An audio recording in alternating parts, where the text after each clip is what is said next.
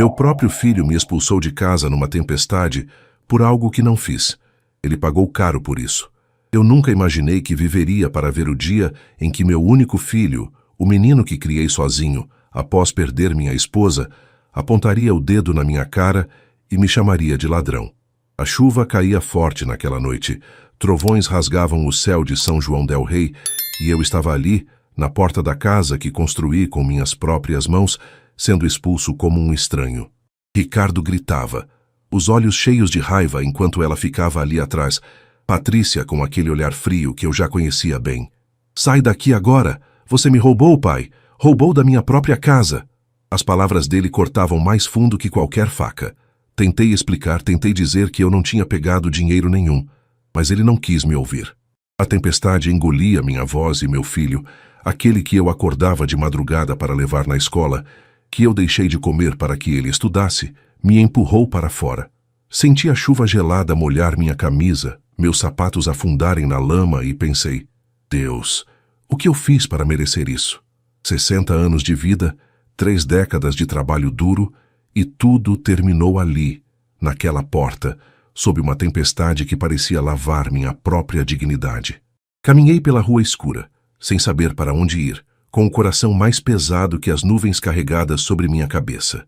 As luzes das casas passavam, famílias aconchegadas, protegidas, enquanto eu estava ali, sozinho, expulso pelo meu próprio sangue. Mas naquela noite de desespero, eu não sabia que Deus já estava preparando algo. Não sabia que cada passo na lama, cada trovão que ecoava, estava me levando para um caminho onde a verdade viria à tona e a justiça seria feita. Ricardo pagaria caro por aquela noite, muito caro. E não seria eu quem cobraria, seria a própria vida. Meu nome é Leonardo Magalhães. Tenho 60 anos e passei a vida inteira sendo um homem de palavra. Trabalhei como mestre de obras desde os 15 anos, carregando tijolo, misturando massa, construindo casas para outras famílias, enquanto sonhava em dar uma vida melhor para a minha. Quando minha esposa, Mariana, faleceu há 3 anos, vítima de um câncer que nos pegou de surpresa, pensei que nunca mais sentiria uma dor tão grande. Eu estava enganado. A casa onde morava, aqui no interior de Minas Gerais, em São João del Rei, foi erguida por minhas próprias mãos. Cada tijolo, cada porta, cada janela, tudo foi feito com o suor do meu rosto e o amor de um pai que queria deixar algo de bom para o filho. Ricardo era meu orgulho, meu único filho. O menino que eu embalava nos braços quando chorava de noite, que eu ensinava a andar de bicicleta nas tardes de domingo, que eu motivava a estudar mesmo quando ele achava que não conseguiria. Ricardo se formou em engenharia civil. Foi o dia mais feliz da minha vida.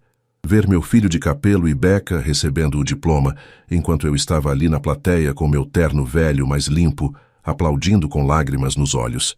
Eu tinha conseguido. Sozinho, viúvo. Mas tinha conseguido dar ao meu filho a chance que eu nunca tive. Mas a vida tem dessas ironias cruéis. Quanto mais Ricardo subia na vida, mais ele parecia se afastar de mim. Casou-se com Patrícia, uma mulher de família com posses, que desde o primeiro dia deixou claro que eu não me encaixava no mundo deles.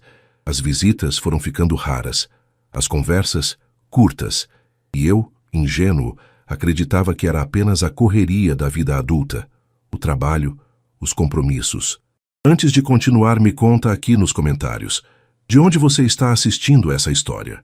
E se você ainda não é inscrito no canal, se inscreva agora para não perder nenhuma história que vai tocar seu coração. Agora, deixa eu te contar o que aconteceu naquela noite terrível. Era uma sexta-feira de março, quando minha vida desabou. O céu estava carregado desde a tarde, aquelas nuvens cinzentas e pesadas que anunciam tempestade forte. Eu estava em casa preparando um jantar simples, arroz, feijão e um frango que tinha comprado na feira. A televisão ligada mostrava a previsão do tempo alertando para chuvas intensas. Olhei pela janela e vi os primeiros pingos começarem a cair. Foi quando ouvi a batida violenta na porta. Não era uma batida normal, era desesperada, urgente. Abri e encontrei Ricardo encharcado, os olhos arregalados, a respiração ofegante. Por um segundo, meu coração de pai se encheu de preocupação. Filho, o que aconteceu? Entra, você está molhado. Mas Ricardo não entrou com carinho. Entrou como um furacão. Onde está? Ele gritou, empurrando a porta com força. Onde está o dinheiro, pai? Fiquei paralisado. Que dinheiro, filho? Do que você está falando? Não se faça de inocente. 20.000 reais que estavam guardados lá em casa sumiram, e você foi a única pessoa que esteve lá essa semana. A voz dele tremia de raiva, as mãos fechadas em punhos. Meu coração disparou. Ricardo, eu não peguei dinheiro nenhum. Quando eu fui na sua casa na terça-feira, foi só buscar aquelas ferramentas que você tinha me pedido para consertar o portão da Dona Rosa. Não mexi em nada.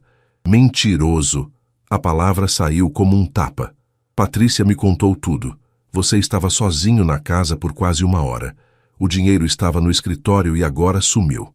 A chuva começou a cair com força total, o barulho dos trovões abafando parcialmente nossa discussão. Tentei me aproximar dele, colocar a mão no seu ombro como fazia quando ele era criança e estava nervoso, mas Ricardo recuou como se eu fosse um estranho perigoso. Filho, escuta o que eu estou te dizendo. Eu não peguei nada. Por que eu faria isso? Eu nunca te pedi nada, nunca... Chega de mentiras.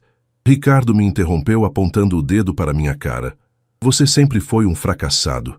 Sempre viveu nessa casa velha, nessa vida medíocre. Deve ter visto o dinheiro e não resistiu, não é? Achou que eu nunca descobriria? As palavras dele me atingiram como socos. Fracassado. Medíocre. Era assim que meu filho me via? O menino que eu criei, que eu sacrifiquei tudo para dar educação e oportunidades, estava ali me chamando de ladrão e fracassado? Ricardo, pelo amor de Deus, pela memória da sua mãe, eu não peguei esse dinheiro. Podemos conversar, podemos... Sai daqui. A voz dele ficou baixa, perigosamente baixa. O quê? Sai da minha frente, sai dessa casa, não quero mais ver sua cara. Ricardo abriu a porta, a chuva invadindo a sala, molhando o chão que eu tinha limpado pela manhã. Filho, essa é minha casa. Eu construí. E eu vou tomar conta dela agora. Você não merece mais nada, vai embora antes que eu chame a polícia e te denuncie por roubo. Olhei nos olhos do meu filho e vi um estranho. Não havia mais amor ali, nem dúvida, nem a vontade de me escutar. Havia apenas raiva, desprezo e uma certeza fria. Senti minhas pernas fraquejarem. A tempestade lá fora parecia pequena perto da que estava acontecendo dentro do meu peito. Vai! Ricardo gritou, me empurrando em direção à porta. Tropecei, segurei no batente. A chuva me atingiu em cheio, gelada, violenta. Olhei para trás uma última vez. Vi minha casa, meus móveis simples, as fotos na parede, a vida toda que construí. E então saí. Caminhei para a tempestade, sentindo cada gota como uma acusação, cada trovão como o eco da voz do meu filho me chamando de ladrão.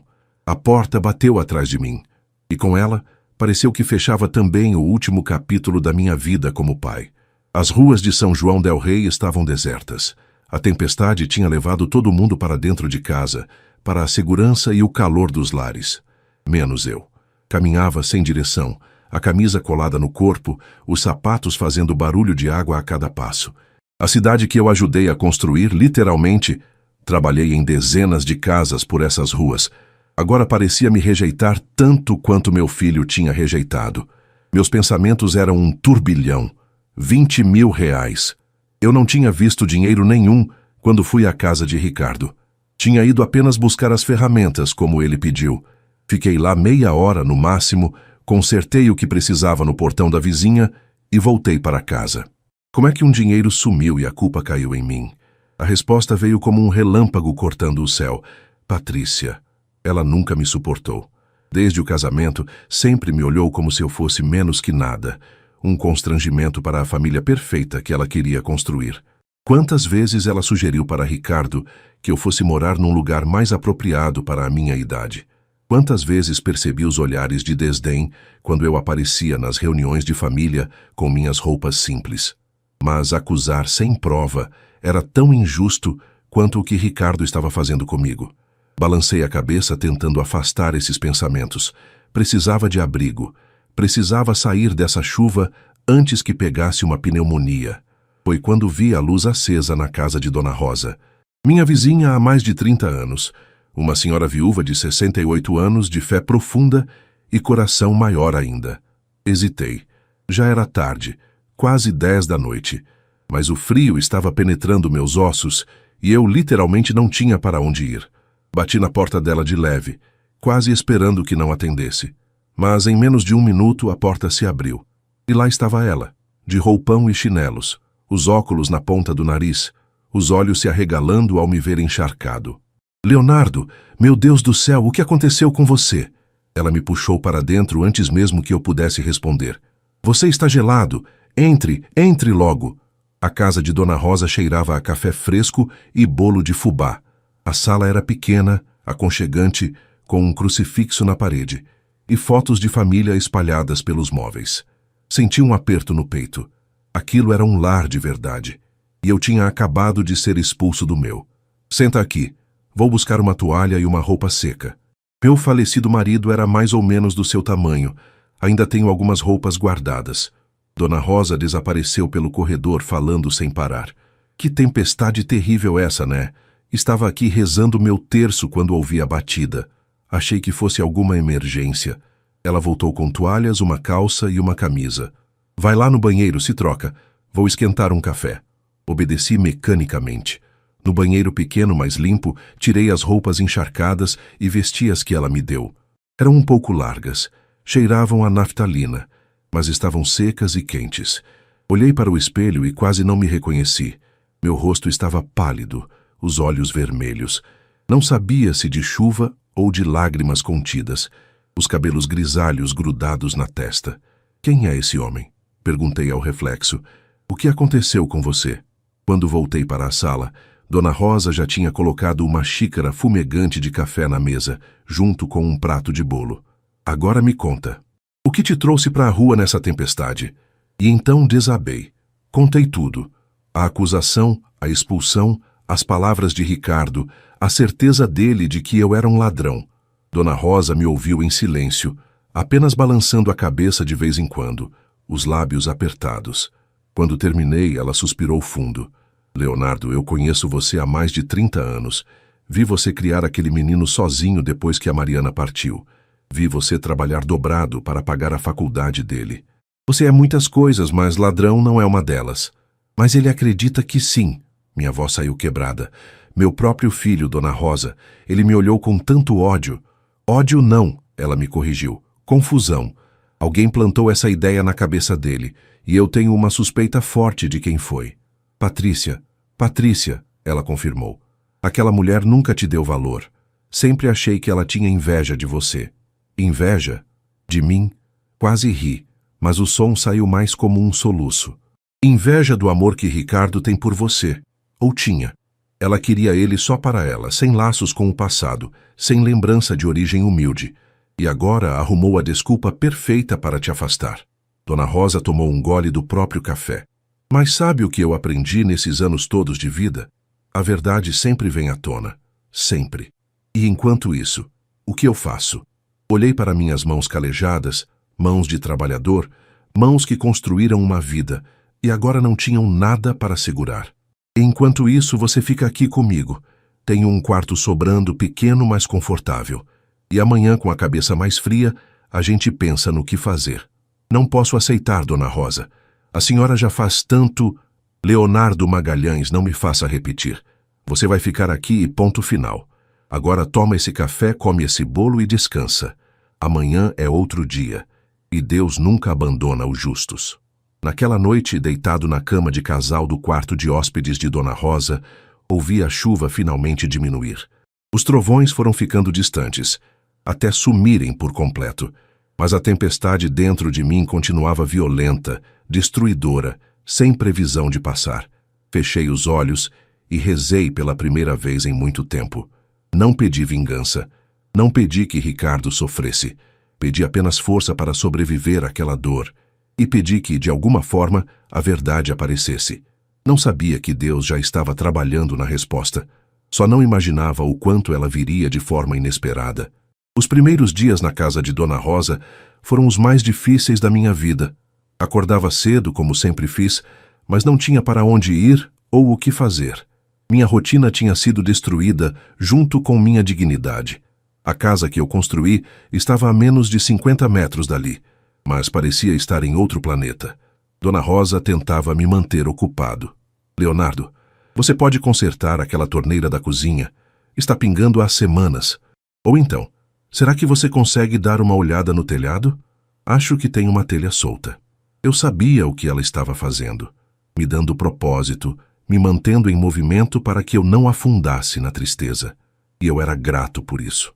Trabalhava nas pequenas reformas da casa dela, consertava o que precisava, pintava uma parede aqui, ajustava uma porta ali, mas minha mente estava sempre naquela noite, naquelas palavras. Você sempre foi um fracassado. No terceiro dia, vi Ricardo saindo da minha casa. Ele carregava caixas para o carro. Meu coração se apertou. Estava levando minhas coisas embora? Estava realmente tomando a casa para ele? Dona Rosa apareceu ao meu lado na janela. Não vai lá falar com ele? E dizer o quê? Ele não quer me ouvir. Então deixa ele ver você. Deixa ele ver que você não fugiu, que não tem nada a esconder. Mas eu não consegui. Fiquei ali escondido atrás da cortina da casa da vizinha, vendo meu próprio filho levar embora pedaços da minha vida. Quando ele foi embora, chorei. Chorei como não chorava desde o funeral de Mariana. Na igreja, no domingo, Padre Antônio me chamou após a missa. Ele era um homem de meia idade, de olhar bondoso e palavra firme. Conhecia nossa família há décadas. Leonardo soube o que aconteceu. Dona Rosa me contou. Abaixei a cabeça, envergonhado. Padre, eu não sei mais o que fazer. Meu filho acha que sou um ladrão. E você é? Levantei os olhos surpreso com a pergunta direta. Não, padre, juro por Deus que não. Então você não tem que se envergonhar de nada. Ele colocou a mão no meu ombro. A vergonha não é sua, Leonardo. É de quem acusa sem provas. É de quem escolhe o preconceito ao invés da verdade. Mas ele é meu filho, padre. Como eu faço para provar minha inocência se ele nem quer falar comigo? Você não precisa provar nada. A verdade se prova sozinha, sempre se prova. O que você precisa é manter sua dignidade, continuar sendo o homem que sempre foi, e confiar que Deus está no controle. Queria acreditar naquilo. Queria muito. Mas quando voltei para a casa de Dona Rosa e encontrei ela na cozinha com um envelope na mão, percebi que talvez o padre tivesse razão. E isso chegou para você hoje, ela disse, entregando o envelope. Foi entregue aqui porque... Bem, porque Ricardo deve ter mudado a correspondência da casa. Abri o envelope com as mãos tremendo. Era do escritório de um advogado. Meu coração disparou. Seria uma acusação formal? Uma denúncia? Mas quando li o conteúdo, quase caí da cadeira. Era do Dr. Álvaro, um velho amigo dos tempos de trabalho que tinha se formado em direito. A carta era curta. Leonardo soube por terceiros do conflito com seu filho. Lembrei que há alguns anos você me pediu para registrar a escritura da casa que você construiu. Quero confirmar que o documento está devidamente registrado em seu nome no cartório. Se precisar de ajuda jurídica, estou à disposição. Amigo, Álvaro, rele a carta 3 vezes. A casa estava em meu nome. Ricardo não podia me expulsar legalmente dela. Podia ter me colocado para fora naquela noite, mas a propriedade era minha. E ele não sabia disso. O que diz aí? Dona Rosa perguntou, curiosa. Mostrei a carta para ela. Seus olhos se iluminaram. Quer dizer que você pode voltar para sua casa? Posso. A palavra saiu estranha da minha boca, mas não sei se quero. Como assim não quer? Sentei na cadeira da cozinha, ainda segurando a carta. Dona Rosa, aquela casa, ela não é mais um lar. Não depois do que aconteceu. Como eu volto para lá sabendo que meu próprio filho me expulsou? Sabendo que ele acha que sou um ladrão? Ela se sentou na minha frente. Leonardo, eu entendo sua dor. Mas pensa comigo. Se você desiste daquela casa, você está deixando que essa injustiça vença. Está deixando que Patrícia consiga o que quer. Mas eu não ligo para a casa. Eu ligo para o meu filho. Eu quero que ele olhe para mim e veja o pai que sempre fui, não um criminoso. E ele vai ver. Um dia ele vai ver. Mas enquanto esse dia não chega, você precisa se manter de pé. Precisa lutar pela sua dignidade. Ela apertou minha mão. Você tem direito àquela casa, Leonardo. É o mínimo que você merece. Passei a noite em claro pensando. A carta do Dr. Álvaro estava na mesa de cabeceira, iluminada pela luz fraca do abajur. Minha casa, minha propriedade, meu direito, mas também minha dor, minha humilhação, meu filho perdido. Será que valia a pena lutar? Será que um pedaço de concreto e tijolo era mais importante que a chance, mesmo remota, de um dia reconquistar o amor de Ricardo? Fechei os olhos e, pela segunda vez naquela semana, rezei. Mas dessa vez não pedi apenas força. Pedi também sabedoria, porque eu sabia que qualquer decisão que tomasse dali para frente mudaria tudo, e de alguma forma sentia que as coisas estavam apenas começando. Uma semana depois da expulsão, a vida em São João del Rei continuava seu ritmo tranquilo. As pessoas passavam pela rua, cumprimentavam Dona Rosa, alguns me olhavam com curiosidade. Era uma cidade pequena, notícias se espalhavam rápido, mas eu não me importava mais com o que falavam. Tinha coisas mais importantes para resolver. No escritório do Dr. Álvaro, um sobrado antigo no centro histórico da cidade, eu segurava a cópia da escritura da casa com uma mistura de alívio e tristeza. O documento estava ali, preto no branco. Leonardo Magalhães, proprietário legal do imóvel. Você pode solicitar uma reintegração de posse imediata, Dr. Álvaro explicou, ajeitando os óculos. Seu filho não tem direito algum de te impedir de entrar na sua própria casa, mas isso vai gerar um processo. Vai colocar ele contra mim oficialmente. Leonardo, ele já te colocou contra ele quando te expulsou sob uma acusação falsa. O advogado se inclinou para a frente. Olha, eu entendo que é seu filho, mas você também precisa se proteger. Se não fizer nada, ele pode até tentar uso capião ou outras manobras. É sua propriedade. Respirei fundo. Me dá um tempo para pensar? Claro, mas não demora muito. Quanto mais tempo passa, mais complicado fica. Saí do escritório com a escritura guardada no bolso e um peso ainda maior no coração. Enquanto caminhava pelas ruas de pedra da cidade, pensava em como tudo tinha se complicado tão rápido. Uma semana atrás, eu tinha uma vida simples, mas digna.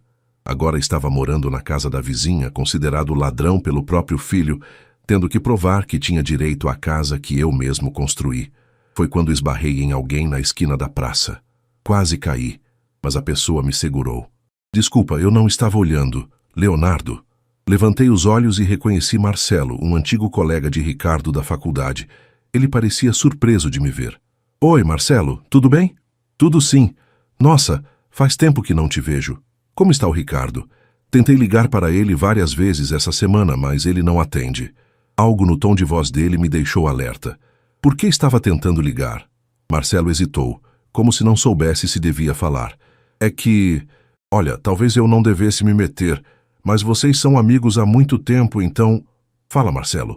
Tem uns rumores estranhos rolando no meio da engenharia daqui. O projeto grande que o Ricardo estava tocando, aquele edifício comercial na avenida principal, parece que está com problemas sérios. Ouvi dizer que ele usou material de qualidade inferior para economizar, e agora o cliente está ameaçando romper o contrato e processar. Meu coração apertou. Tem certeza? Não é certeza, é boato. Mas vem de gente confiável do setor. Se for verdade, vai ser um escândalo. Ricardo pode perder a reputação toda que construiu. Depois que Marcelo foi embora, fiquei parado na praça, processando a informação.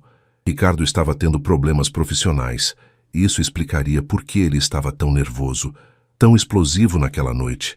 Estaria sob tanta pressão que qualquer coisa seria um gatilho. Mas isso não justificava. Não justificava ele ter me acusado sem prova.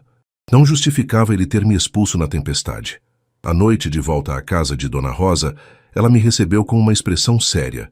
Leonardo, preciso te contar uma coisa. Hoje de tarde, a Carmen, aquela moça que trabalha fazendo faxina em várias casas da região, passou aqui. E ela trabalha na casa do Ricardo. Meu corpo inteiro ficou tenso. E ela me contou algo delicado. Dona Rosa fez sinal para eu sentar. Ela disse que tem ouvido discussões pesadas entre Ricardo e Patrícia.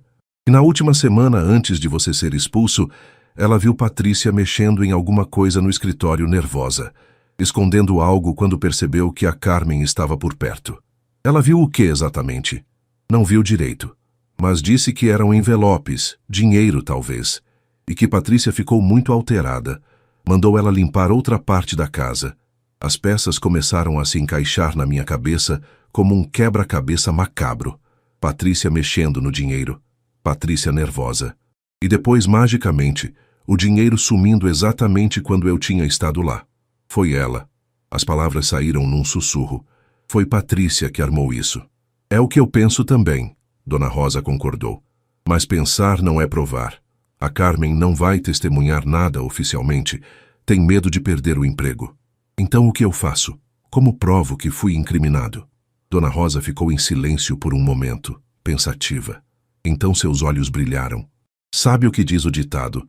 Quem com ferro fere com ferro será ferido. Se Patrícia armou isso, ela vai escorregar. Pessoas assim sempre escorregam. A gente só precisa ter paciência. Não sei se tenho mais paciência, Dona Rosa. Já faz mais de uma semana. Cada dia que passa, meu filho fica mais convencido de que sou culpado. Então talvez seja a hora de você parar de esperar e começar a agir. Olhei para ela surpreso. Agir como? Volta para sua casa. Usa aquela escritura. Mostra para Ricardo que você não é um criminoso fugindo. Criminoso foge, inocente fica e enfrenta. Mas se eu voltar, vai ser guerra. Ricardo vai ter que te encarar. Vai ter que viver com a consciência do que fez. E mais cedo ou mais tarde, quando a verdade aparecer, ele vai ter que te pedir perdão. Peguei a escritura que estava na mesa. O papel simples que representava anos de trabalho, de suor, de sacrifício. Minha casa, meu direito, minha dignidade. E se ele nunca pedir perdão? Minha voz saiu fraca. E se ele nunca acreditar em mim? Dona Rosa segurou minha mão, seus olhos velhos, mas sábios, fixos nos meus. Então, pelo menos, você vai saber que lutou, que não desistiu, que manteve sua dignidade até o fim. E isso, Leonardo, ninguém pode tirar de você. Nem seu filho, nem essa nora manipuladora. Ninguém. Naquela noite tomei minha decisão. No dia seguinte, voltaria para minha casa. Não como um invasor, mas como o proprietário legítimo. Não para brigar com Ricardo, mas para mostrar que eu não tinha nada a esconder. E se Patrícia tinha armado isso tudo, como eu cada vez mais acreditava, uma hora a verdade ia aparecer. Uma hora a mentira ia se desfazer. Eu só precisava aguentar até lá. Só precisava manter a cabeça erguida e o coração mesmo partido no lugar certo, porque no final, como o Padre Antônio tinha dito, a verdade sempre se prova sozinha. Sempre. Na manhã seguinte, me vesti com a roupa mais decente que tinha. Uma calça jeans limpa e uma camisa de botão azul que Dona Rosa tinha passado para mim. Olhei no espelho e tentei encontrar coragem no reflexo cansado que me olhava de volta. Você vai ficar bem, Dona Rosa disse, me entregando um café quente na cozinha. E lembra, você não está fazendo nada errado. É sua casa. Eu sei, mas não fica mais fácil sabendo disso. Guardei a escritura numa pasta simples e caminhei os 50 metros que separavam a casa de Dona Rosa da minha. Cada passo parecia mais pesado que o anterior. Quando cheguei à porta, minha porta, respirei fundo e coloquei a chave na fechadura. A chave não girou. A fechadura tinha sido trocada. Senti um calor subir pelo meu peito, uma mistura de raiva e humilhação. Ele tinha trocado a fechadura da minha própria casa. Bati na porta. Nada. Bati mais forte. Silêncio. Ricardo, abre essa porta, gritei. Essa casa é minha, eu tenho a escritura. A porta continuou fechada, mas vi uma cortina se mexer na janela. Alguém estava lá dentro, estava me ignorando. Respirei fundo, tentando manter a calma. Peguei o celular e liguei para o número de Ricardo. Caiu direto na caixa postal. Liguei de novo. Caixa postal. Na terceira tentativa, deixei um recado. Ricardo, sou eu, seu pai. Estou na porta de casa, da minha casa. Preciso que a gente converse. Tenho a escritura do imóvel aqui comigo. Por favor, atende o telefone ou abre a porta. Eu não fiz nada de errado, filho. Por favor. Desliguei e esperei.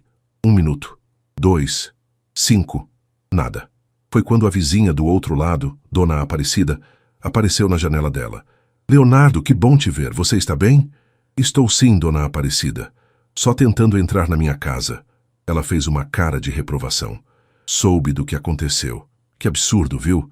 Você sempre foi tão bom para esse menino. Onde já se viu um filho fazer isso com o pai? A senhora viu Ricardo hoje? Vi sim, ele saiu cedinho, umas 7 horas. Levou várias malas no carro. Meu coração afundou. Malas? Pareciam malas de viagem. A Patrícia também estava com ele. Então eles nem estavam em casa. Eu estava aqui batendo na porta, gritando, e a casa estava vazia.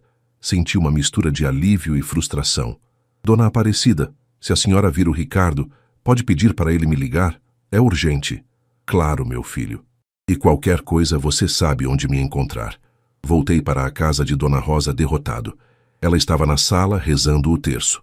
E aí, trocaram a fechadura, e eles não estão lá. Parece que viajaram. Dona Rosa balançou a cabeça. Estão fugindo de você. Sabem que fizeram errado e estão fugindo. Ou estão mesmo convencidos de que sou um ladrão e não querem me ver. Passei o resto do dia inquieto, sem conseguir fazer nada direito. Ajudei Dona Rosa a lavar louça. Tentei ler jornal, mas minha mente estava sempre naquela porta fechada, naquela fechadura trocada, na sensação de ser um estranho na própria casa. No fim da tarde, meu celular tocou. Era um número desconhecido. Atendi com o coração acelerado. Leonardo Magalhães? Sim, sou eu. Aqui é da Delegacia de Polícia de São João del Rei. O senhor pode comparecer aqui amanhã às 9 horas da manhã? Temos uma ocorrência registrada em seu nome. Meu sangue gelou. Que tipo de ocorrência? Prefiro não falar por telefone, mas é relacionada a uma acusação de furto. O senhor está sendo convocado para prestar esclarecimentos. Desliguei o telefone em choque. Ricardo não apenas me expulsou de casa e trocou a fechadura. Ele foi à polícia. Ele me denunciou oficialmente. Dona Rosa viu minha expressão e se aproximou. O que foi? Ele me denunciou. Foi na polícia e me denunciou por roubo. Ela tapou a boca com a mão. Jesus Cristo! Eu preciso ir lá amanhã de manhã. Sentei no sofá, as pernas bambas. Dona Rosa, isso pode virar um processo criminal. Eu posso ser preso. Você não vai ser preso porque você é inocente. Ela se sentou ao meu lado. Amanhã nós vamos juntos nessa delegacia e você vai contar a verdade e vai mostrar que não tem nada a esconder. E se não acreditarem? E se... Leonardo! Ela segurou meu rosto com as duas mãos, me forçando a olhar nos olhos dela. Escuta o que eu vou te dizer. Você é inocente. Você não pegou dinheiro nenhum. A verdade está do seu lado. E Deus está do seu lado. Então levanta essa cabeça e vai enfrentar isso de peito aberto. Mas naquela noite, deitado na cama, não consegui dormir. Ficava imaginando cenários terríveis. Algemado, fichado como criminoso, meu nome na delegacia, as pessoas da cidade apontando para mim na rua. Ali vai o Leonardo, aquele que roubou o próprio filho. Será que tinha chegado a esse ponto? Será que meu filho realmente me odiava tanto que estava disposto a me colocar na cadeia? Olhei para o teto escuro do quarto e sussurrei. Mariana, se você está me vendo de onde estiver, me ajuda. Eu não sei mais o que fazer. Nosso filho, nosso menino, ele está perdido. E eu estou perdido também. Nenhuma resposta veio. Apenas o silêncio da noite e o som distante de um cachorro latindo na rua. Mas enquanto tentava dormir, uma coisa ficava cada vez mais clara na minha mente. Essa história estava longe de terminar. E algo me dizia que o pior ainda estava por vir. A delegacia de São João del Rei ficava numa construção antiga, reformada recentemente, mas que ainda mantinha aquele ar sério e intimidador. Cheguei às 9 em ponto, com Dona Rosa ao meu lado. Ela tinha insistido em me acompanhar, e eu estava grato por não estar sozinho. O delegado, um homem de uns 40 anos, sério, mas não grosseiro, me recebeu numa sala pequena com uma mesa de metal e algumas cadeiras. Na parede, um crucifixo e a bandeira do Brasil. Senhor Leonardo, o senhor está aqui porque recebemos uma denúncia de furto. Seu filho, Ricardo Magalhães, alega que o senhor subtraiu a quantia de R$ 20.000 da residência dele no dia 15 de março deste ano. O senhor confirma que esteve na casa dele nesse dia? Confirmo. Fui buscar umas ferramentas que ele tinha me pedido para emprestar para a vizinha. E o senhor viu alguma quantia em dinheiro na casa?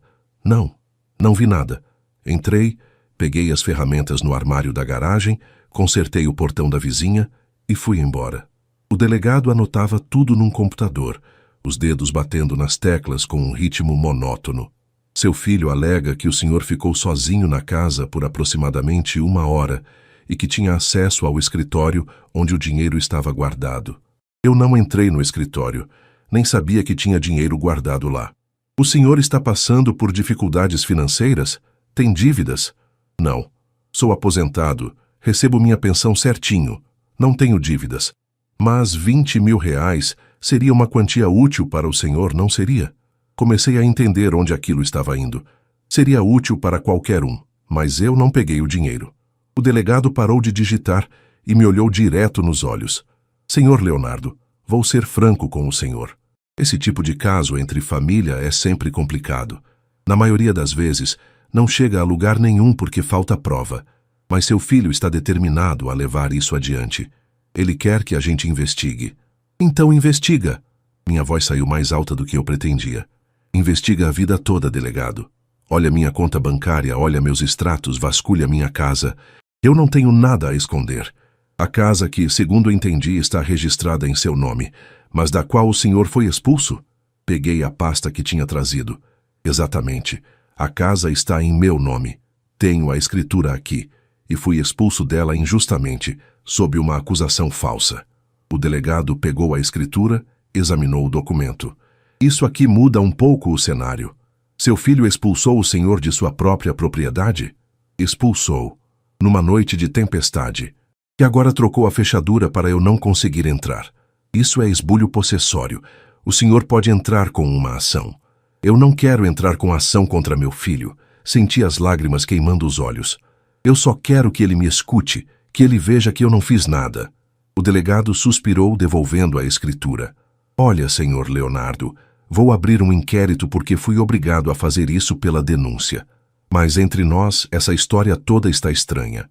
Um pai que nunca teve problema com a lei, que tem a casa própria, que não tem dívidas, vai roubar o filho? E ainda por cima o filho expulsa o pai da própria casa dele? Tem algo errado aqui. Tem sim. Dona Rosa falou pela primeira vez. E o que está errado é a nora dele. Patrícia, ela armou isso tudo. A senhora é? Rosa Aparecida da Silva, vizinha do senhor Leonardo há mais de 30 anos, e conheço esse homem como conheço a palma da minha mão. Ele não é capaz de roubar nenhuma moeda da calçada. O delegado fez uma anotação. E a senhora tem alguma prova dessa armação que está alegando? Dona Rosa hesitou. Eu sabia que ela estava pensando no testemunho da Carmen, mas também sabia que a moça tinha medo de falar oficialmente. Ainda não, ela admitiu, mas vai aparecer. Mentira tem perna curta. Até lá, senhor Leonardo, o senhor precisa ficar à disposição. Não pode sair da cidade sem avisar. E vou ter que pedir para fazer uma busca na residência onde o senhor está morando atualmente. Pode fazer. Não tem nada lá. A busca foi rápida e, como esperado, não encontraram nada. Nenhum dinheiro suspeito, nenhuma evidência de nada. Mas quando voltamos para a casa de Dona Rosa depois da delegacia, eu estava arrasado. Ele abriu um inquérito, Dona Rosa, um inquérito policial contra mim. Vai dar em nada, Leonardo. Você vai ver. Mas não era só o inquérito que me incomodava. Era o que aquilo representava. Meu filho tinha ido tão longe na convicção de que eu era culpado que estava disposto a me colocar na justiça criminal. Que tipo de ódio era esse? Que tipo de mágoa era capaz de fazer um filho destruir o próprio pai assim? À tarde, recebi uma ligação de um número desconhecido novamente. Dessa vez, era Ricardo. Pai. A voz dele estava fria, distante. Ricardo. Filho, por favor, a gente precisa... Eu só liguei para avisar que vou entrar com uma ação de despejo. Você vai ter que sair da casa. Despejo? Ricardo, a casa é minha, eu tenho a escritura. Meu advogado disse que posso alegar que você abandonou o imóvel e que estou morando lá de boa fé. Abandonei? Você me expulsou. Você saiu por conta própria. E agora está morando com a vizinha. Então, tecnicamente abandonou. Não conseguia acreditar no que estava ouvindo. Ricardo, para com isso. Por favor, a gente não precisa chegar nesse ponto. Senta comigo, vamos conversar, eu vou te provar que não tem nada para provar. O dinheiro sumiu e você era a única pessoa que tinha acesso. É simples assim. E a Patrícia? Ela não estava lá? Houve uma pausa. Deixa minha esposa fora disso. Filho, abre os olhos. Ela nunca gostou de mim. Ela sempre quis me afastar de você. Será que você não vê que isso pode ter sido... Chega! A voz de Ricardo explodiu no telefone. Chega de inventar mentiras para se livrar da culpa. Você roubou, pai. Admite logo e pelo menos tenha a dignidade de assumir o que fez. Eu não roubei. Ricardo, pelo amor de Deus, pela memória da sua mãe. Não usa minha mãe nisso. Se ela estivesse viva, estaria tão decepcionada com você quanto eu estou. A linha ficou muda. Ele tinha desligado. Fiquei parado, o telefone ainda na mão. As palavras dele ecoando na minha cabeça. Se ela estivesse viva, estaria tão decepcionada com você quanto eu estou. Aquilo doeu mais do que qualquer outra coisa. Porque eu sabia que não era verdade. Mariana me conhecia. Ela saberia que eu era inocente. Ela estaria do meu lado. Mas ela não estava aqui.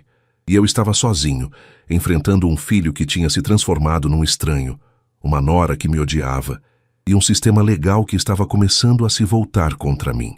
Sentei na varanda da casa de Dona Rosa e, pela primeira vez desde que tudo começou, deixei as lágrimas caírem livremente. Chorei pela injustiça. Chorei pelo filho que perdi. Chorei pela vida que tinha desmoronado em questão de dias. E chorei porque, por mais que eu tentasse manter a fé, começava a duvidar que a verdade realmente viesse à tona. Começava a duvidar que a justiça seria feita. Começava a duvidar de tudo. 2 semanas se passaram numa rotina sufocante. Eu continuava morando com Dona Rosa, fazendo pequenos trabalhos de reparo pela vizinhança para não ficar ocioso. O inquérito policial seguia seu curso lento. Ricardo tinha de fato entrado com a ação de despejo. E agora eu tinha que lidar com advogados e papelada. Dr. Álvaro estava cuidando da minha defesa, mas era desgastante. Ele não tem base legal para te tirar da casa, o advogado repetia. Mas o processo vai demorar meses para ser resolvido. Meses. Eu não sabia se tinha força para aguentar meses daquilo. Foi numa quinta-feira chuvosa de abril que tudo começou a mudar. Eu estava na casa de Dona Rosa tomando café, quando ela chegou correndo da rua, toda molhada, os olhos arregalados. Leonardo, Leonardo, você não vai acreditar. O que foi? Eu encontrei a Carmen na padaria, e ela estava desesperada, querendo falar comigo. Dona Rosa se sentou, pegando o fôlego. Ela foi demitida, Leonardo. Patrícia mandou ela embora ontem. Demitida? Por quê? Porque ela fez uma pergunta. Simplesmente perguntou se a patroa tinha encontrado o dinheiro que estava procurando. E Patrícia surtou, disse que ela estava sendo intrometida e mandou embora na hora.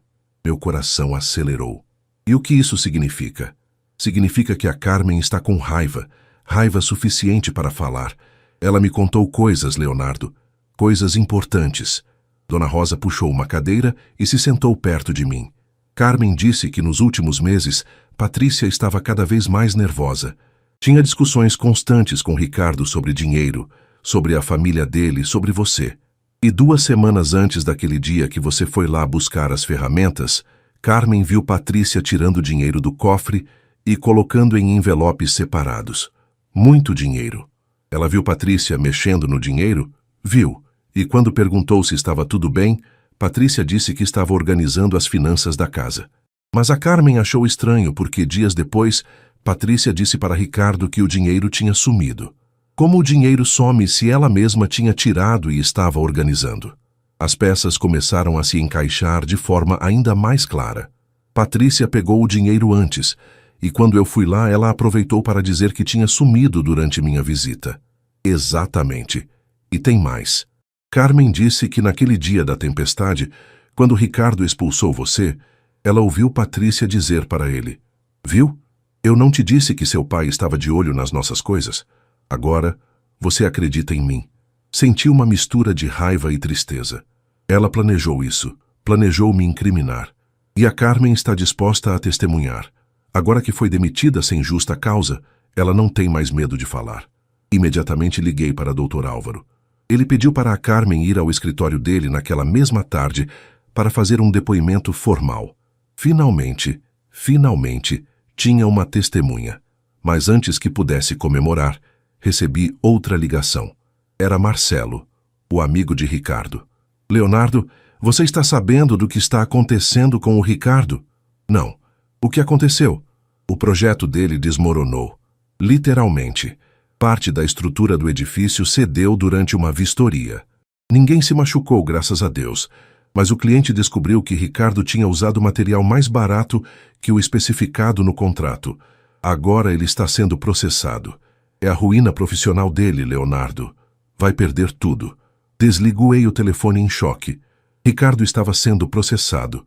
Seu projeto tinha falhado. A carreira que ele tinha construído estava desmoronando. E mesmo depois de tudo que ele tinha me feito, meu coração de pai doeu. Doeu porque eu sabia o quanto ele tinha trabalhado para chegar onde estava. Doeu porque, apesar de tudo, ele ainda era meu filho. O que foi? Dona Rosa perguntou. Contei para ela. Ela balançou a cabeça pensativa. Você está vendo? Quando a gente planta injustiça, colhe consequências. Mas eu não queria que ele sofresse, Dona Rosa, mesmo depois de tudo. Eu sei, porque você é pai. Mas às vezes a vida precisa ensinar as lições que a gente não aprende de outro jeito. Naquela tarde, Carmen prestou depoimento formal no escritório do Dr. Álvaro. Ela estava nervosa, mas firme. Contou tudo o que tinha visto, tudo o que tinha ouvido. O advogado gravou, documentou e garantiu que aquilo seria usado tanto no inquérito quanto na ação de despejo. Isso muda tudo, Dr. Álvaro me disse. Com esse testemunho, a acusação contra você não se sustenta. E mais, podemos processar Patrícia por difamação e você pode retomar sua casa imediatamente. Mas eu não estava pensando em processo. Estava pensando em Ricardo, em como ele estava, o que estava passando. Será que já sabia que sua vida profissional estava ruindo? Será que Patrícia estava ao lado dele ou estava preparando a fuga? 2 dias depois tive minha resposta. Era sábado, por volta das 6 da tarde, quando ouvi uma batida fraca na porta da casa de Dona Rosa. Ela abriu e ficou boquiaberta. Era Ricardo. Mas não era o Ricardo dos últimos tempos, altivo e convencido. Era um Ricardo destruído. Os olhos vermelhos, a roupa amarrotada, a barba por fazer. Ele parecia ter envelhecido 10 anos em 2 semanas. Leonardo está aí. A voz dele saiu rouca, quebrada. Dona Rosa olhou para mim. Fiz sinal que estava tudo bem. Me levantei e fui até a porta. Pai e filho se encararam. No silêncio daquele momento, anos de amor, de história, de vida compartilhada pendiam no ar como algo frágil, quase quebrado. Oi, filho. Oi, pai. Ele engoliu seco. Eu preciso falar com você. E foi assim, naquela tarde de abril, na porta da casa da vizinha, que a história começou a tomar um rumo que nenhum de nós tinha previsto. Convidei Ricardo para entrar, mas ele hesitou. Dona Rosa, percebendo a tensão, discretamente se retirou para a cozinha, deixando pai e filho sozinhos na sala. Ficamos de pé, um de frente para o outro, o peso do silêncio entre nós quase insuportável. Eu esperava que ele falasse primeiro. Precisava que ele quebrasse aquele gelo que tinha se formado. O projeto caiu. Ele começou, a voz fraca. Tudo desmoronou. Estou sendo processado. Vou perder meu registro profissional. Vou perder tudo. Eu soube. Respondi calmamente. O Marcelo me ligou. Ele pareceu surpreso que eu já soubesse. E você veio atrás de mim? Não, achei que você não ia querer me ver. Ricardo passou a mão pelo rosto, exausto. Patrícia me deixou, pegou as coisas dela e foi embora ontem. Disse que não ia afundar junto comigo, que tinha a vida dela para cuidar. Ele soltou uma risada amarga. Engraçado, né? Quando eu tinha sucesso, ela era minha maior apoiadora. Agora que estou na lama, sumiu. Sinto muito, filho. Sente? Ele me olhou, confuso. Depois de tudo que eu te fiz, você ainda é meu filho. Sempre vai ser. Os olhos de Ricardo se encheram de lágrimas. Ele tentou segurá-las, mas não conseguiu. Sentou na cadeira e colocou o rosto nas mãos. Eu destruí tudo, pai. Destruí minha carreira. Destruí meu casamento. E destruí você também. Te expulsei de casa, te acusei de roubo, abri um inquérito contra você. Ele soluçou. E você nem estava errado. Você nunca esteve errado. Senti meu coração apertar. O que te faz dizer isso? Ricardo levantou o rosto, as lágrimas descendo. Porque ontem, quando Patrícia foi embora, ela estava tão nervosa que deixou coisas para trás. E quando eu estava juntando para devolver, encontrei um envelope escondido numa gaveta do closet dela.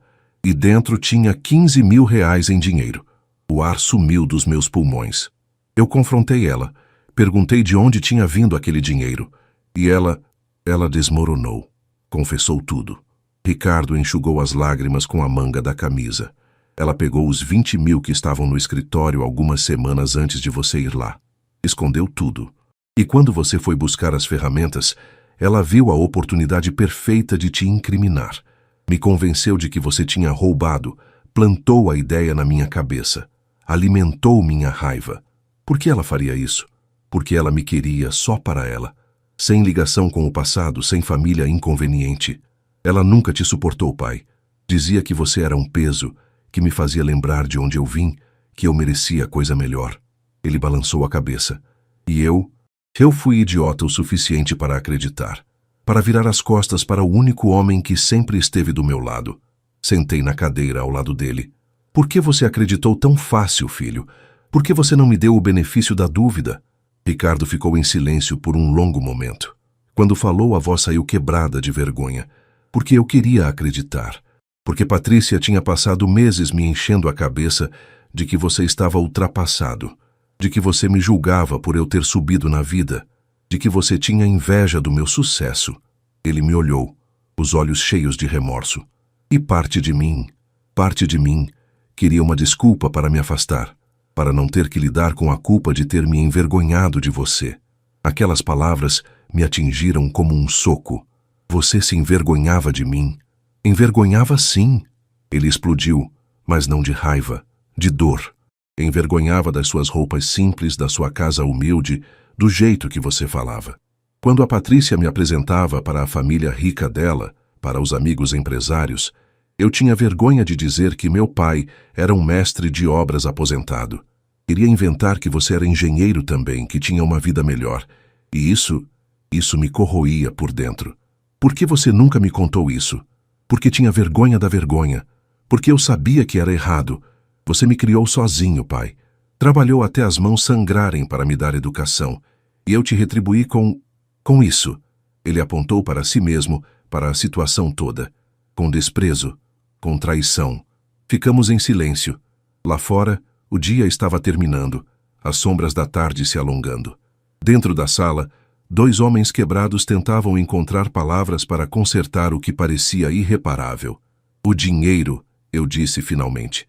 Patrícia devolveu? Só 15 mil. Acho que ela gastou os outros 5 em alguma coisa. Não sei. Ricardo respirou fundo. Eu quero te devolver, pai. E quero ir na delegacia contigo e retirar aquela denúncia. E te devolver a casa. A casa sempre foi minha. Eu tenho a escritura. Ele pareceu surpreso. Você tem? Tenho. Doutor Álvaro me lembrou disso. E tem mais. A Carmen, a moça que fazia faxina na sua casa, testemunhou que viu Patrícia mexendo no dinheiro antes de eu ir lá. Ricardo colocou as mãos na cabeça. Então você tinha como provar sua inocência esse tempo todo? Tinha. Mas eu não queria te processar, Ricardo. Não queria transformar isso numa guerra judicial. Eu só queria que você acreditasse em mim, que me olhasse nos olhos e visse que seu pai não é capaz de te roubar. E eu não vi. Eu te olhei e só vi. Só vi o que a Patrícia tinha me ensinado a ver. Alguém inferior. Alguém inconveniente. Ele se levantou, andando pela sala. Como eu pude ser tão cego? Tão ruim? Você não é ruim, filho. Você se perdeu. Mas ainda tem tempo de achar o caminho de volta. Ricardo parou e me olhou. Você me perdoa depois de tudo? A pergunta pairou no ar. Eu podia sentir Dona Rosa na cozinha, provavelmente segurando a respiração, esperando minha resposta. Perdoar é fácil, Ricardo. Você é meu filho. Eu te amo. E amor verdadeiro perdoa. Fiz uma pausa. Mas confiança precisa ser reconstruída. E isso vai levar tempo. Ele assentiu, as lágrimas voltando. Eu sei. E eu vou reconstruir, pai. Não sei como ainda, mas vou. Vou te provar que eu posso ser o filho que você sempre mereceu. Não precisa me provar nada. Só precisa ser verdadeiro. Comigo e com você mesmo. Ricardo se aproximou, hesitante. Posso te abraçar? Não respondi com palavras. Apenas abri os braços. E quando meu filho se jogou neles, chorando como não chorava desde criança, senti que algo tinha se quebrado, mas também algo tinha começado a se curar. Não era o fim da história. Ainda havia muito pela frente.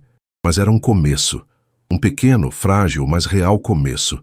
E por enquanto isso era suficiente. Os dias seguintes foram de movimento intenso. Ricardo foi comigo à delegacia e retirou formalmente a denúncia, explicando ao delegado que tinha havido um erro, que o verdadeiro responsável pelo sumiço do dinheiro tinha sido identificado. O delegado, com aquele ar de "eu sabia", arquivou o inquérito. "Senhor Leonardo", ele disse, apertando minha mão, "fico feliz que a verdade tenha aparecido e espero que o senhor e seu filho consigam reconstruir a relação." "Estamos tentando", respondi, olhando para Ricardo ao meu lado. A ação de despejo foi retirada também. A casa voltou oficialmente para minhas mãos e Ricardo me entregou as chaves, as novas, da fechadura que ele tinha trocado. "Eu vou providenciar a troca de volta para a fechadura antiga se você quiser", ele ofereceu. "Não precisa. Só preciso de um jogo de chaves dessas novas." Na semana seguinte, Ricardo me ajudou a voltar para casa.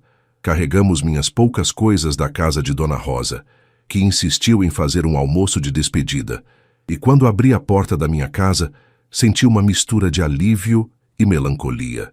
Estava tudo diferente. Ricardo tinha movido alguns móveis, tinha levado alguns pertences meus embora, que agora estava trazendo de volta. Tinha mudado a organização. Não era mais exatamente o meu lar, mas ainda era minha casa. "Desculpa a bagunça", Ricardo disse, constrangido. "Eu vou ajudar você a colocar tudo de volta no lugar." Passamos a tarde reorganizando. Era estranho trabalhar ao lado dele depois de tudo que tinha acontecido, mas também era reconfortante, como nos velhos tempos quando ele era adolescente e me ajudava nas reformas da casa. "Pai", ele disse, enquanto pendurávamos um quadro de volta na parede, "o que eu vou fazer agora? Profissionalmente, quero dizer. Vou perder meu registro. Vou ficar sem trabalho. Você vai recomeçar. Igual eu recomecei quando sua mãe morreu, igual eu estou recomeçando agora. Mas eu não sei fazer outra coisa além de engenharia. Então faz engenharia de outro jeito. Dá consultoria, ensina, ou trabalha como autônomo em projetos menores até reconstruir sua reputação." Olhei para ele. "Você caiu, filho. Isso não significa que não pode levantar." Naquela noite, jantamos juntos pela primeira vez em semanas. Arroz, feijão, frango. A mesma comida simples que eu estava preparando naquela noite terrível da tempestade. Mas agora o clima era diferente. Ainda tenso, ainda cuidadoso, mas diferente. "Sobre a Patrícia", Ricardo começou empurrando o feijão no prato. "Ela me mandou mensagem ontem, quer conversar." "E você vai?" "Não sei. Parte de mim ainda sente algo. A gente foi casado por 5 anos. Mas ela te manipulou, Ricardo. Te usou. E quando as coisas ficaram ruins, te abandonou." "Eu sei." Ele suspirou. "Mas é difícil desligar os sentimentos assim, sabe?" Entendi. Mesmo depois de tudo, ele ainda tinha um vínculo emocional com ela. Era compreensível, mas também preocupante. "Só te peço uma coisa, filho. Não deixa ela te manipular de novo. Se você decidir conversar com ela, vai com os olhos bem abertos. Eu vou. E dessa vez, eu presto atenção nos sinais." Nos dias seguintes, estabelecemos uma rotina cautelosa. Ricardo vinha me visitar algumas vezes por semana.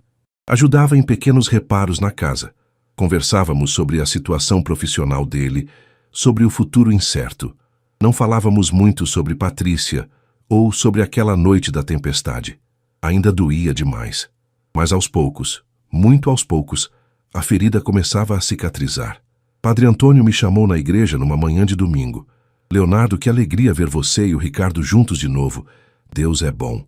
"É sim, padre, mas ainda tem um longo caminho pela frente. Todo caminho começa com um passo. E você já deu o passo mais difícil, o do perdão." "Não sei se perdoei completamente ainda, padre. Às vezes a raiva volta, às vezes eu lembro das palavras dele, da forma que ele me olhou, e dói. É natural. Perdão não é esquecer, Leonardo. É decidir que a dor não vai te controlar. É dar a chance para o amor vencer." Ele colocou a mão no meu ombro. "E você está fazendo isso. Está sendo forte." "Não me sinto forte. Sinto que estou sobrevivendo, um dia de cada vez. E isso já é força. A maior força que existe." Uma tarde, enquanto eu pintava a cerca da frente da casa, Ricardo apareceu com uma expressão séria. "Pai, preciso te contar uma coisa. Conversei com a Patrícia. Meu corpo inteiro ficou tenso. E foi esclarecedor. Ela tentou me manipular de novo, fazer parecer que tinha sido tudo mal entendido, que ela estava sob pressão. que você é que tinha colocado ela contra a parede. Ele balançou a cabeça, mas eu não engoli. Pela primeira vez vi ela do jeito que ela realmente é, e não gostei. O que você disse para ela? Disse que não ia voltar, que ia pedir o divórcio, e que ela precisa devolver os 5.000 que faltam do dinheiro que ela pegou. E ela vai devolver? Disse que não tem, que gastou. Ricardo bufou, frustrado. Mas eu vou processar mesmo assim. Não por causa do dinheiro, por princípio. Ela não pode sair impune disso tudo. Eu entendia a raiva dele. Mas também sabia que raiva alimentada demais se tornava veneno. Faz o que você achar certo, filho. Mas não deixa isso te consumir. Não vale a pena. Como você consegue ser tão calmo com tudo isso? Ela te destruiu, quase te colocou na cadeia. E eu vou carregar essa marca para sempre. Mas se eu deixar o ódio tomar conta, ela vai ter destruído muito mais do que minha reputação. Vai ter destruído minha paz também. Ricardo ficou em silêncio, processando minhas palavras. Você é muito melhor do que eu, pai. Não sou melhor, só sou mais velho. E aprendi que guardar rancor machuca mais quem guarda do que quem merece o rancor. Quando ele foi embora naquela tarde, fiquei sozinho na varanda, olhando o sol se pôr sobre São João del Rei. A cidade estava tranquila, as luzes começando a se acender nas casas, as famílias se reunindo para o jantar, e eu estava de volta ao meu lar, ferido, mas vivo, traído, mas não derrotado, perdoando, mas não esquecendo. A tempestade tinha passado, os trovões tinham silenciado, mas as marcas permaneciam gravadas na alma como cicatrizes que nunca desapareceriam completamente. Mas eu estava de pé, ainda estava de pé, e enquanto houvesse vida, havia esperança. 3 meses se passaram desde aquela noite de tempestade. O outono tinha chegado a São João del Rei, trazendo temperaturas mais amenas e um céu que alternava entre nuvens e sol. A vida tinha voltado a uma rotina, mas era uma rotina diferente da anterior. Era uma rotina construída sobre escombros, sobre lições dolorosas, sobre perdão consciente. Ricardo tinha perdido seu registro de engenheiro por 1 ano, mas estava trabalhando como consultor informal para pequenas obras, ganhando menos, mas honestamente. Ele tinha alugado um apartamento simples na cidade, estava vivendo de forma mais humilde e aos poucos, muito aos poucos, reconstruindo não apenas sua carreira, mas principalmente seu caráter. Nos visitávamos regularmente. Não todos os dias, mas algumas vezes por semana. Jantávamos juntos, conversávamos, dividíamos silêncios. Não era como antes. Talvez nunca voltasse a ser, mas era algo. Era um fio frágil religando pai e filho. Num sábado de manhã, Ricardo apareceu na minha porta com uma proposta inesperada. Pai, você quer fazer uma viagem comigo? Viagem? Para onde? Para aquele sítio onde a gente ia quando eu era criança. Lembra? Onde a mãe adorava ficar. Meu coração se apertou. O sítio de uns primos distantes no interior, onde Mariana passava horas sentada na varanda olhando as montanhas. Não íamos lá há anos. Por que você quer ir lá? Porque eu preciso. Preciso reconectar com as memórias boas. Preciso lembrar quem eu era antes de me perder. Aceitei. No fim de semana seguinte, pegamos a estrada cedo. A viagem foi silenciosa na maior parte do tempo, mas era um silêncio confortável, não aquele carregado de tensão. Quando chegamos ao sítio, a emoção tomou conta. Estava tudo do jeito que lembrávamos.